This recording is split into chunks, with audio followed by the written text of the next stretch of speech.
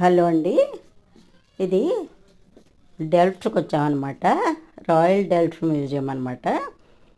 ఇది ఏమిటంటే, ఇందులో ఉన్న ప్రత్యేకత ఏమిటంటే అన్నీ హ్యాండ్మేడే.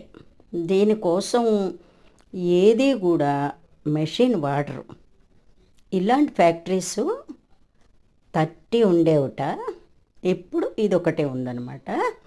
ఇది 17th సెంచరీ నుంచి ఉన్నాయి ఇక్కడ. ఇది చూడండి, అన్నీ ఎలా ఉందన్నమాట. రాయల్ డెల్ఫ్ట్ అన్నమాట మ్యూజియం పేరు అది. చూసారా పెయింటింగ్స్ ఎలా ఉన్నాయో. ఇవన్నీ హ్యాండ్మేడే, చాలా కాస్ట్లీ. కొనాలని ప్రయత్నిస్తే చిన్న ప్లేట్ అడిగాను నేను, 500 euros చెప్పారు.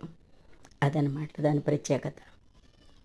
అంత శ్రమతో కూడిందనమాట ఇక్కడ వర్క్. చూసారా, ఇవన్నీ హ్యాండ్మేడే. దీన్ని ఎర్లీ స్టేజ్లో ఒక కౌని చూస్తాను చూడండి. చూడండి, ఎర్లీ స్టేజెస్ ఇదంతా. అదిగో ఇదనమాట. ఈ ఆవు ఏమిటంటే బిఫోర్ ఫినిషింగ్ ఇలా ఉంటుంది, తర్వాత ఫినిష్ అయ్యాక ఎలా ఉంటుందన్నది చూద్దాం. అదిగో చూసారా, ఇది ఎంత ఫైనల్. ఇవన్నీ హ్యాండ్మేడే. చాలా చాలా బాగుందన్నమాట ఈ మ్యూజియం అయితే. 17th సెంచరీ నుంచి ఉందంటే చూడండి.